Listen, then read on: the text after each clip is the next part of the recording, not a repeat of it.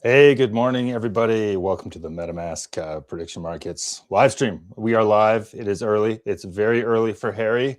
Harry Gill, you're the talent lead, I think, at MetaMask, right? So you're kind of like the GM of our ship, right?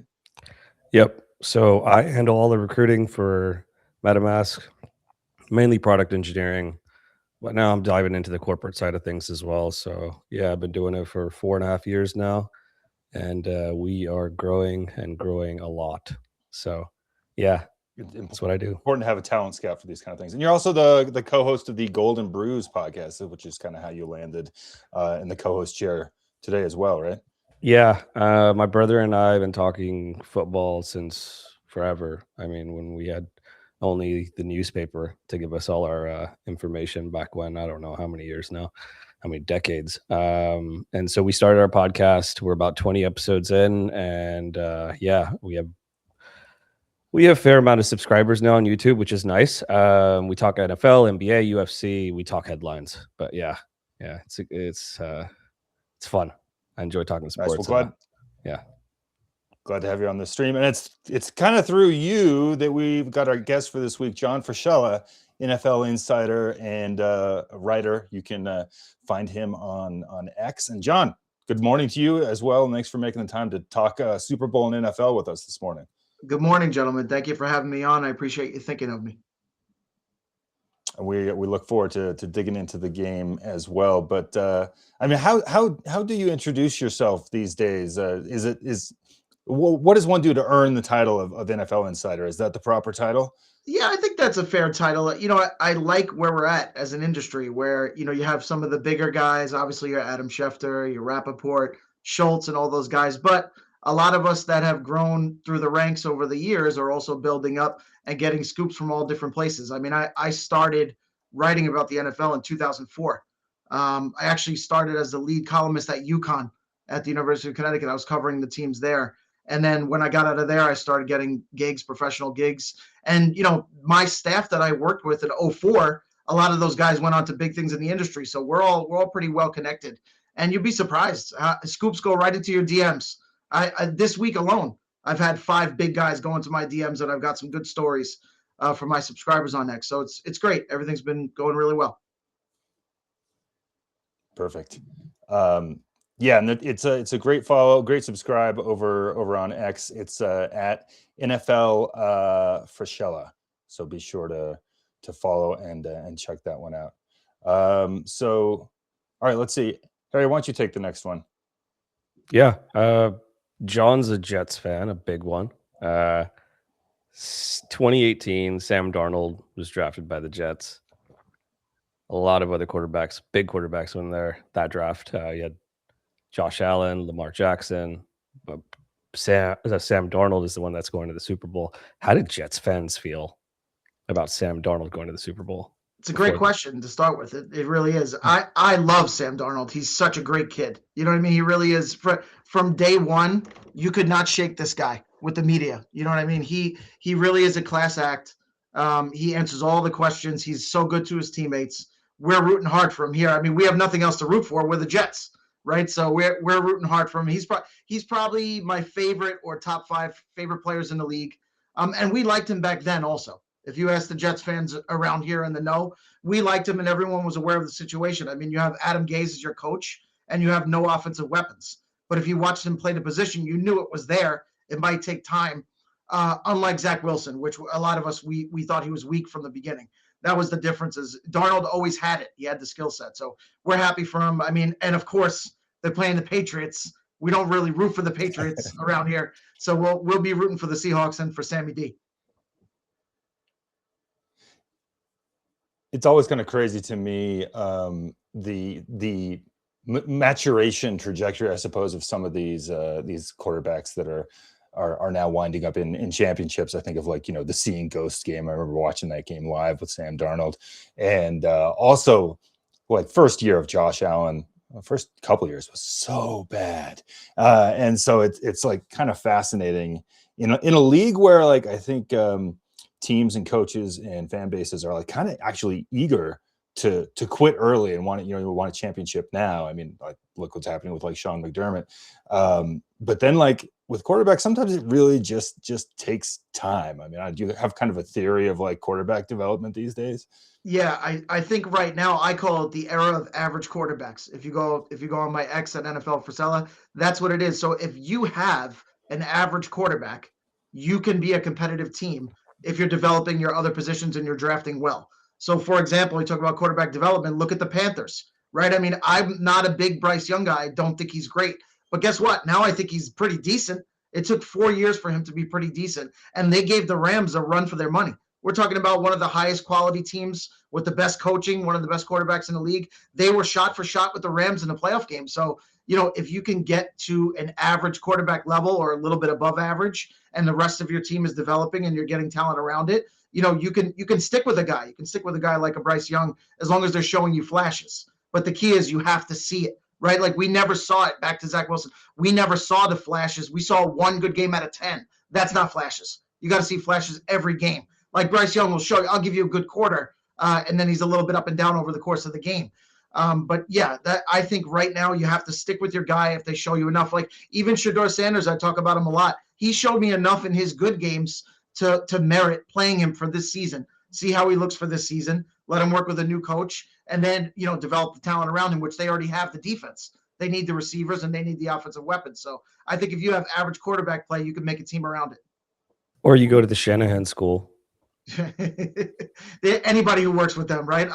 When you think about Shanahan, I mean, he's really unbelievable. You go back even further. He had C.J. Beathard. He was playing decent for Shanahan. The guy's a terrible quarterback. No offense, C.J. Nick Mullins, not a strong quarterback, played very well with Kyle Shanahan. Jimmy Garoppolo looked like a world beater playing with Kyle Shanahan. So yeah, if you have that level of coaching, you can make guys that are average or below average look even better than that. But you're seeing like first round picks go to San Francisco, Sam Darnold, Mac Jones. Mac Jones is going to get a big contract in the offseason. He's going to get traded. He's going to get a big contract. I wonder who's coming, to back up Brock Purdy next year. I don't think it matters for them, right? I think whoever it is, Kyle will make them the best that they can be. But you raised a good point. I mean, I don't want to go off too much on a tangent, but I don't know how available Mac Jones is going to be. That's a big point that I'm on right now, because if you remember, you're a 49ers fan. You played an NFC championship game with Christian McCaffrey at quarterback because of injuries. Brock Purdy got hurt. Josh Johnson got hurt. And then McCaffrey was in, and they lost to the Eagles. It wasn't even a game. It was a joke. So in Shanahan's mind, I think having a Mac Jones in your back pocket is worth a lot. So we'll see. Of course, they're going to get offers up and down. The offers have to be strong. Otherwise, I think the 49ers will consider keeping him because, first of all, sometimes he played better than Purdy this year. He had a couple games where he outplayed Purdy when Purdy was out. And secondly, you want to have that insurance policy, So there's one other quarterback still playing this year we haven't mentioned yet. How about Drake May? Too much hype or too little hype? Well, I think he did a fantastic job for the season. You know what I really like about the Super Bowl is, like I said about Sammy D, Drake May is a great kid. That was one of my main things when I was scouting him. I had him as my second best quarterback in that class. When I was scouting him, I'm like, look at the way people respond to him. He's got class. He's a very classy kid. He never shows that he's worried. He's always pumping up his teammates. No negativity whatsoever. So what I would say is for the regular season, I think he did an unbelievable job because I personally don't think the Patriots' weapons are that great. I think Diggs had a good year. I think Henderson is really good. Henderson's one of my favorite players on their team, but Vrabel doesn't like to use him so much. So I think Drake May for the regular season was above and beyond, certainly in the top 2 for MVP. The playoffs are a different animal, right? They're getting exposed a little bit. Their offense is getting exposed. They also played in terrible conditions, right? It was basically a blizzard out there in the last one. So, he struggled in the playoffs, but I think overall he's been fantastic. But I mean, he did have the clutch run at the end of the game to secure it, right? By any means necessary, right? Mm-hmm. I mean, if you can't pass, if the conditions are bad, if everything is sloppy, you got to put the game in your hands and take it and run. And he did that, so I give him credit for that. It's a very painful game as a Denver native. That was painful to watch. I feel for you guys. Let's go ahead and hop into the prediction markets here. That we've got prediction markets on MetaMask. So if you go into your MetaMask app and log in, right from the home screen, it'll say predictions, and you can hop into some of these markets. And I wanted to start. Let's actually start not with the Super Bowl, but we got football going on tonight in a way with NFL honors is happening. So the NFL MVP will be named and a whole bunch of other awards. What are you thinking? So like we're seeing here, this basically translates to a 91% chance that Matthew Stafford is going to be NFL MVP this year. You agree with those odds? I actually think that's too high, right? I do believe Stafford will win.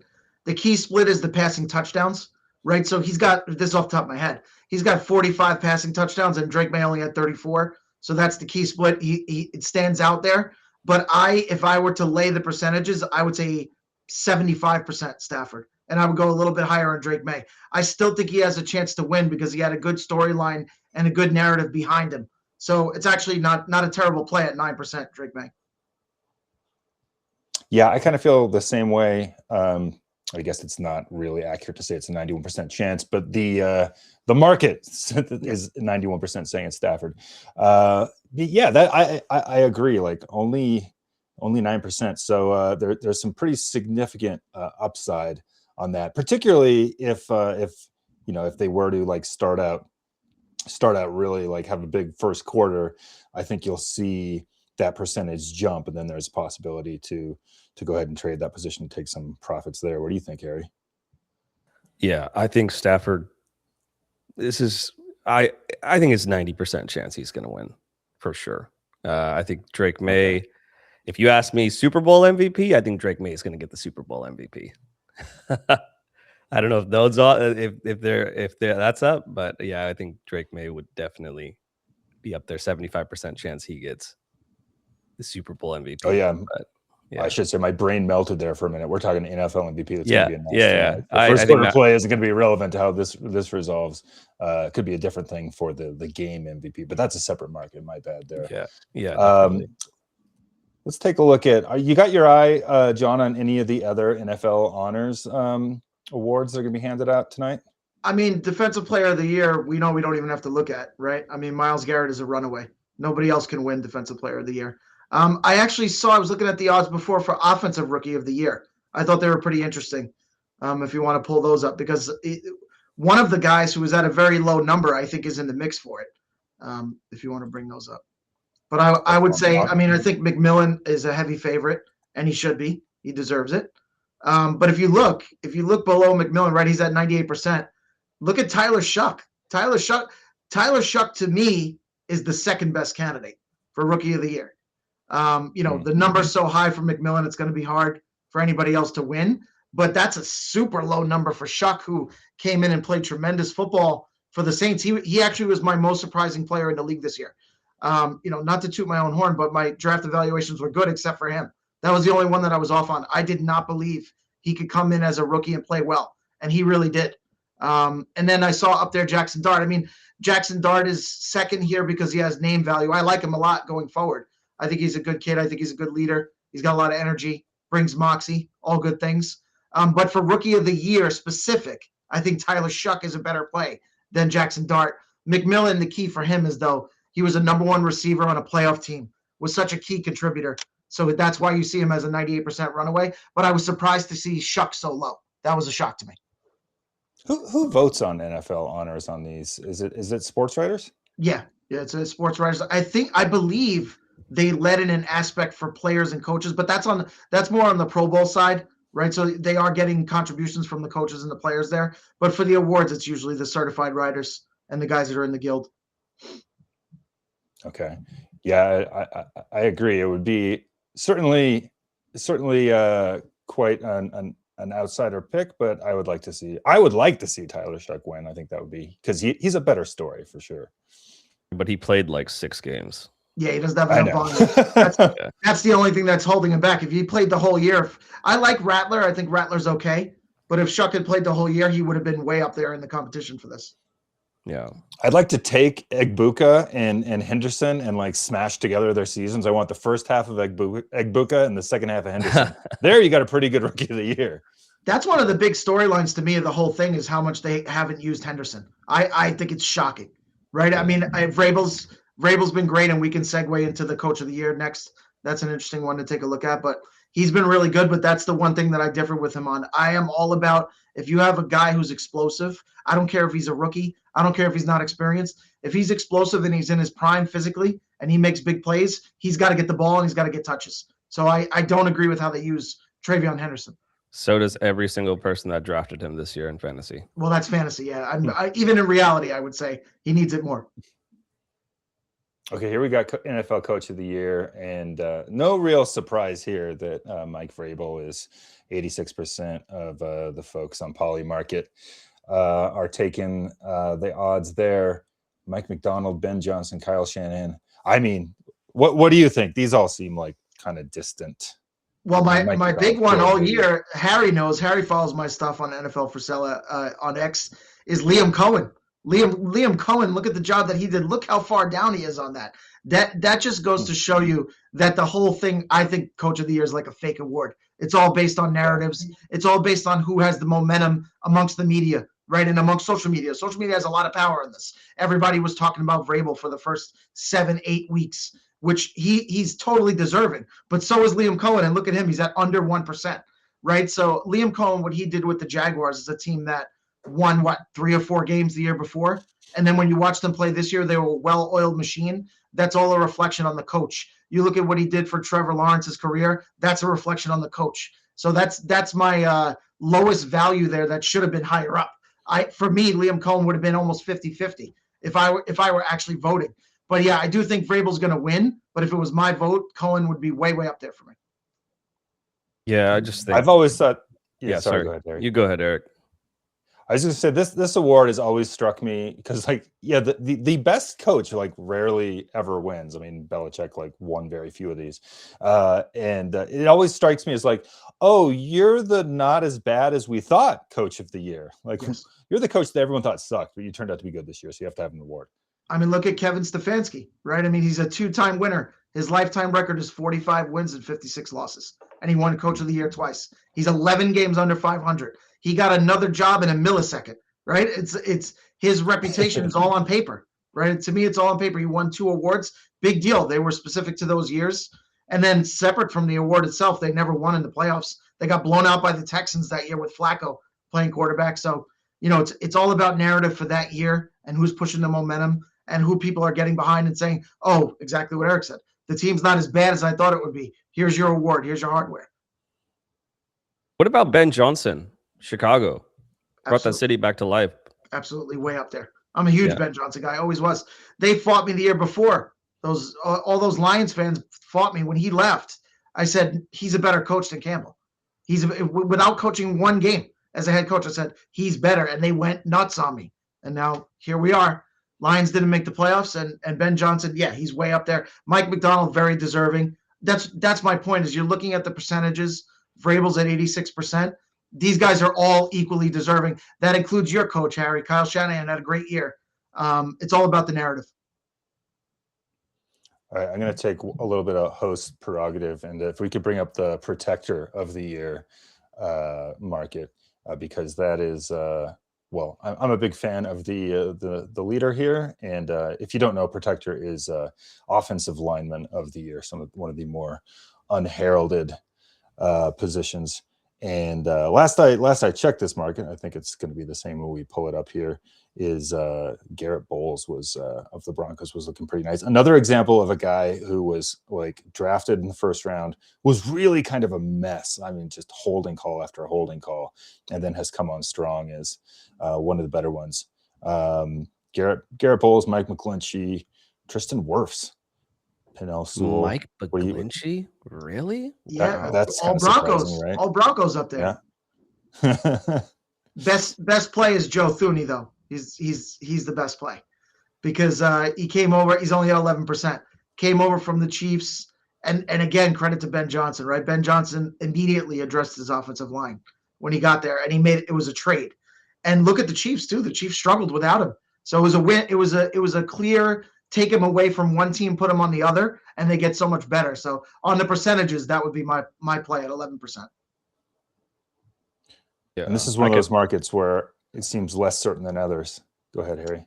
Yeah, Tooney, I agree. Like he played tackle for a bit for the Chiefs, so he could do it all. And I don't know I forgot what they traded for him. The I think it was Bears. a 4th-round pick. Yeah. Oh, that's off top, but yeah. I that's mean, a they had steal. a really bad offensive line, and now they have one of the best.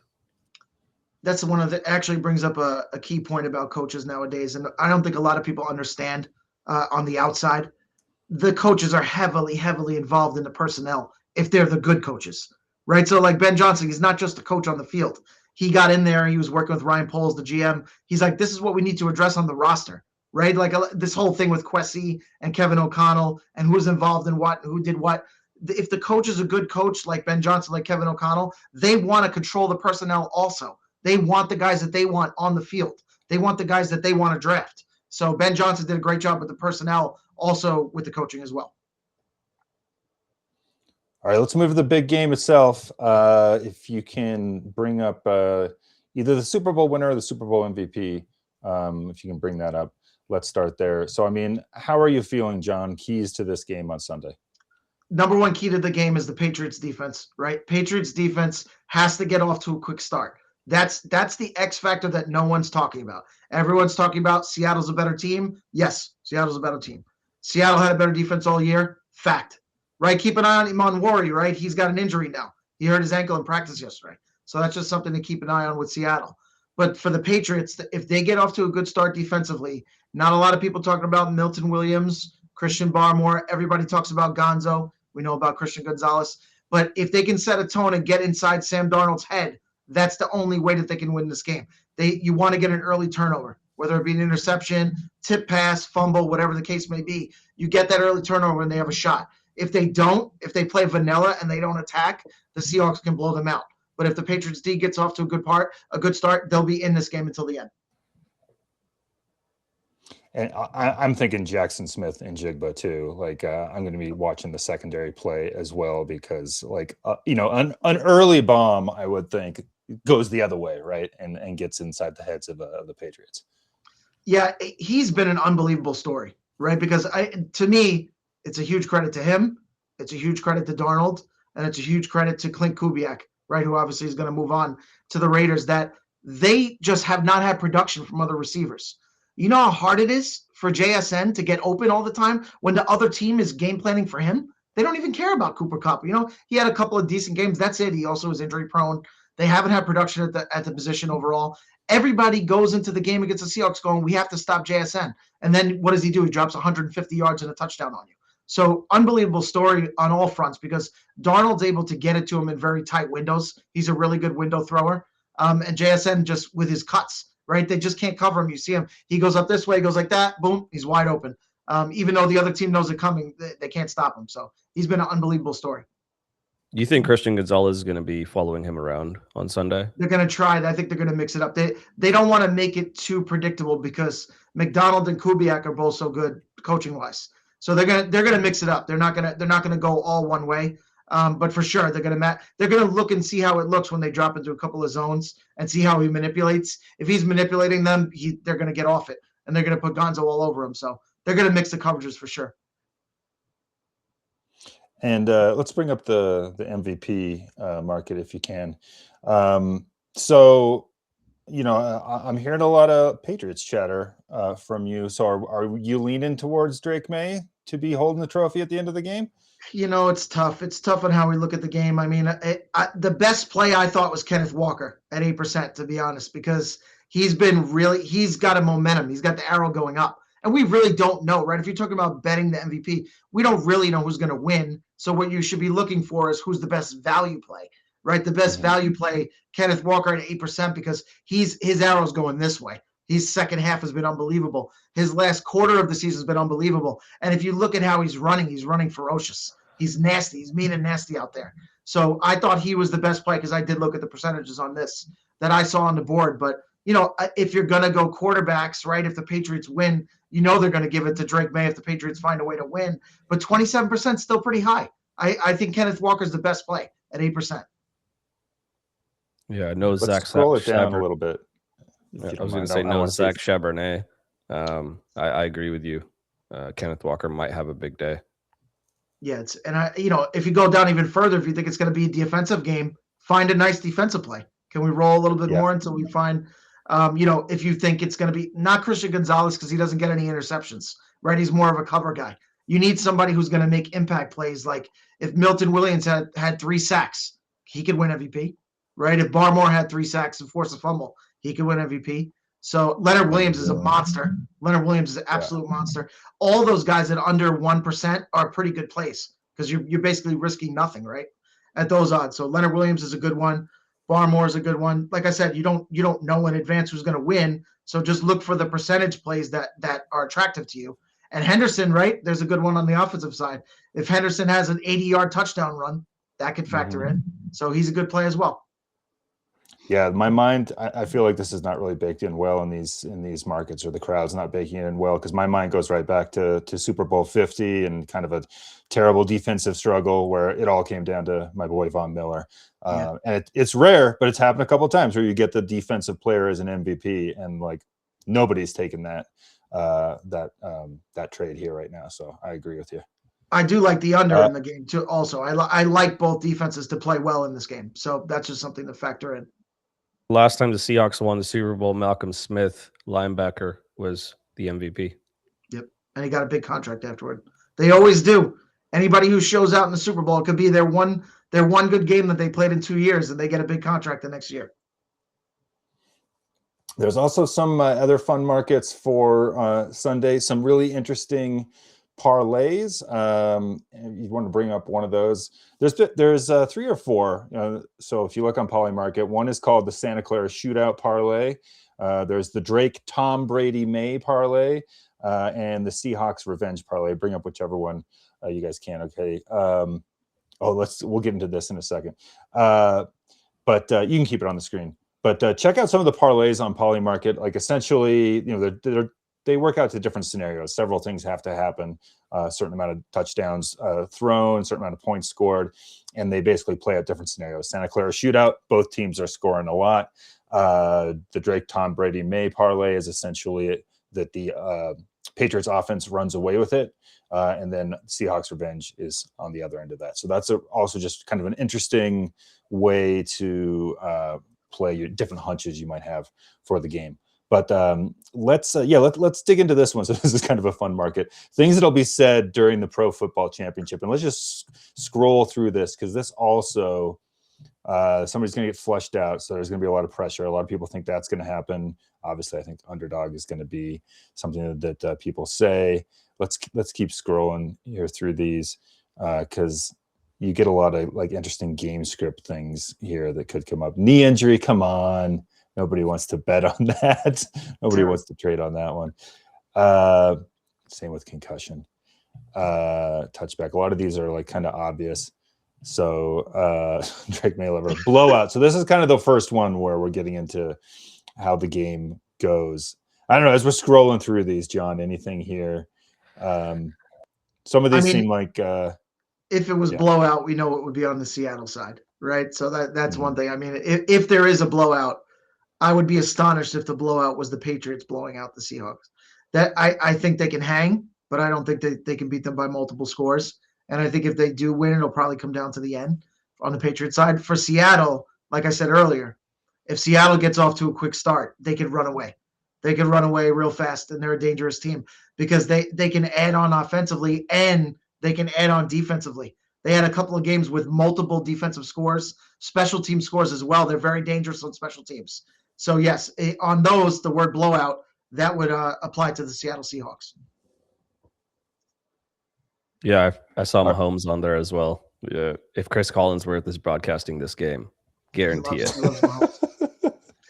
Brady loves Mahomes too, right? If you ever listen to Tom Brady talk about Mahomes, he loves him. I mean, I think on paper, Mahomes is one of the greatest quarterbacks of all time. I like him. He's fun to watch, but he hasn't performed in Super Bowls to me at the level of a mega star in Super Bowls. Playoffs, yes, but not in Super Bowls. And so here's an example of one of those parlays I was talking about earlier. So this is the Drake Tom Brady May parlay. A lot of things have to hit for this to resolve positively. So if we can scroll, Drake May throws for 300 yards, 4 or more passing touchdowns. That is seriously balling out. Drake May throws 2 or more interceptions. So all of these have to occur. So this is just that it is an all-out passing game insanity. Obviously, the Patriots have to win. I don't know. The 4 or more touchdowns and 2 or more interceptions makes this a pretty hard pass for me. But That's a hard pass. That's a definite no. These are pretty fun to check out. Yeah. One last market, if you guys could bring up the Gatorade bun, we'll talk about that last. What were you going to say, Harry? No, I agree. Yeah, that's a pass for me as well. Yeah. If you notice, also, if you look at the parlays, they're leaning on offense, right? For an obvious reason. Like I said, this game should be defensive. If you've been studying the tape and watching these teams, so that they'd like to get action on a higher scoring stuff, but I think it's going to be on the low side. So this is the last one I wanted to bring up, just kind of for fun. The color of the Gatorade shower. This market to me makes no sense because I think it's basically all kind of even at like the most popular Gatorade colors, either blue, orange, or green. Those are kind of the most popular ones. Dude, like both teams have blue in their team colors. So if you're a responsible assistant for either of these teams, that's going to be blue. I don't know why that's just as high as orange. Am I crazy? I didn't do it that way. That's a good way of looking at it, way more logical. I just went off my first reaction to what I thought it would be, and I also thought blue. Not because it was first on the list. Just when I looked at all 4 there that we have up right now, and my mind went to blue, so I'm sticking with it as well. Yeah, I think I actually Googled this before. Last couple of Patriots Super Bowls, it was blue.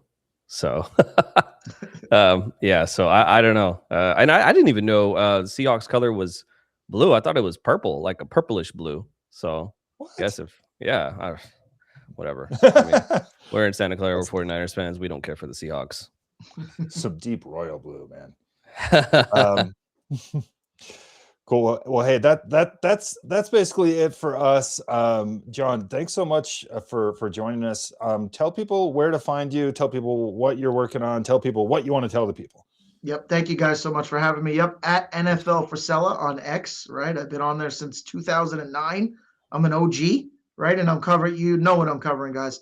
I'm always doing lists, power rankings, quarterbacks, head coaches, getting the inside scoops. Now that's really for my subscribers. So you can hit that pink button and subscribe. And that's where I get all the scoops that I get in my DMs and also via email, all the stuff that's been coming in from my sources over doing this for 2026. I've been doing this for 22 years. So I met a lot of people in this business over 22 years. So covering the NFL. And then, I also do the college, and we're getting prepped for NFL draft. So you're going to see my rankings on the quarterbacks, running backs, wide receivers, defensive players. So mostly NFL, but also getting prepped for the draft and college football during the season that just passed. I was on there as well. So staying busy, and I hope to see you all there.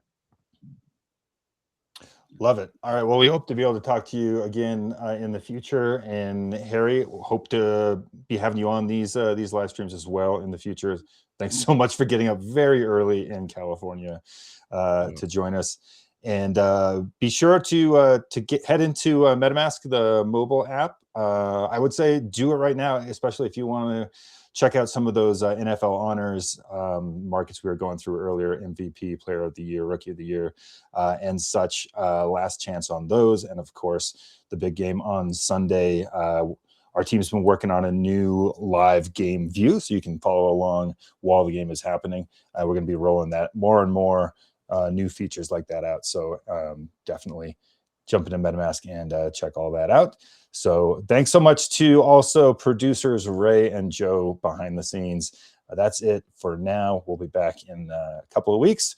Enjoy the game safely. Good luck continuing to get through the snow, John, and through the rest of your day. Thank you so much, guys. All right. See ya.